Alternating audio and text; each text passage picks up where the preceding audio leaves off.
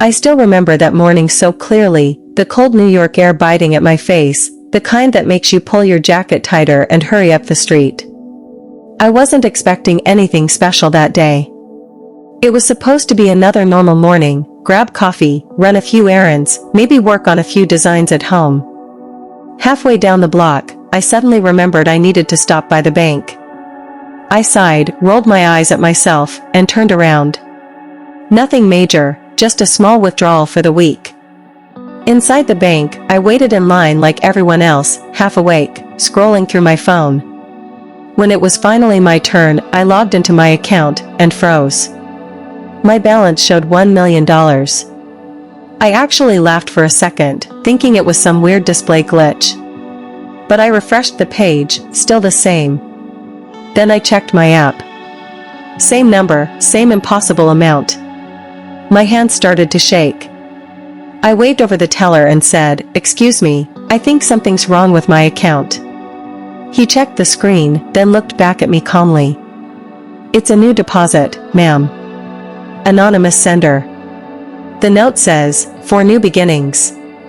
For new beginnings? I whispered, half to myself. I walked out of the bank completely dazed.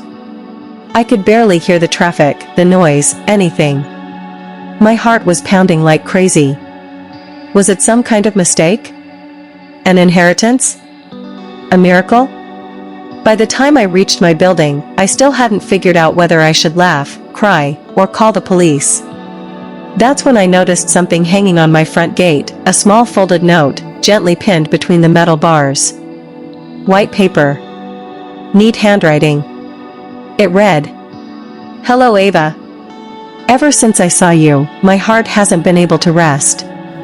JB." I stood there for a full minute, reading it again and again. My fingers went cold. JB? Who the hell was JB? Then it hit me.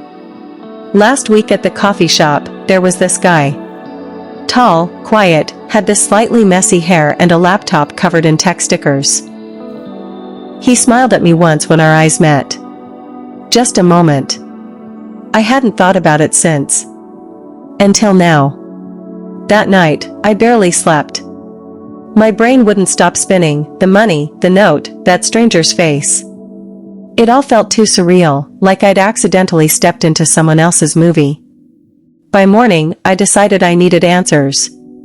I went back to that same coffee shop, ordered my usual latte, and sat in the corner pretending to scroll my phone, even though my eyes kept darting to the door. And then, he walked in. The same man. JB.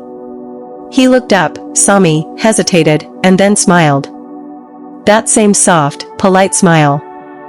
"Hey," he said as he walked over. "You look like you've seen a ghost." I gave a nervous laugh. "Something like that. I found your note." He nodded slowly. "I was hoping you would." "Was it you?" I asked. "The money?" He didn't flinch. "Yes. I sent it." I blinked. "You what? You sent $1 million to me? Why?" He leaned forward, his voice calm, steady. "I own a small software company, cybersecurity. I've done well for myself, better than I ever expected, honestly. A few weeks ago, I saw you at that art fair downtown, helping those kids paint. You were patient. Kind. Real. You reminded me of who I used to be before money made everything complicated." I just stared at him, trying to process his words. He went on, "It wasn't some crazy impulse. I did my research. I know you're a freelance designer, living alone in the East Village, working hard, just trying to make things happen. You reminded me of someone who deserved a break. I wanted to give you a chance, a real new beginning." I shook my head, half laughing. "That's the most insane thing I've ever heard." He smiled slightly. "Yeah. I know how it sounds. But I meant it. It wasn't charity. It was belief. In you." His words hit me deeper than I expected. There was no arrogance in them, just quiet sincerity. "So what now?" I asked. You expect me to, what, have dinner with you as a thank you? He chuckled softly. No expectations. No strings attached. Just maybe, coffee. Or a walk. If you want. I looked at him for a long moment. You know, this feels like something straight out of a movie. Maybe, he said, smiling. But I'm real. And so are you. Weeks passed. Somehow, that one strange meeting turned into another. And another. We started taking long walks through Central Park, talking until the coffee got cold, sharing stories we never thought we'd tell anyone. JB helped me set up my online art brand, and I helped him rediscover the little things he'd forgotten: laughter, curiosity, purpose. That mysterious $1 million transfer stopped feeling like a miracle and started feeling like the beginning of something else, something real. One evening, we stood on my rooftop, looking out at the city. The skyline shimmered, and the night hummed with that endless New York energy.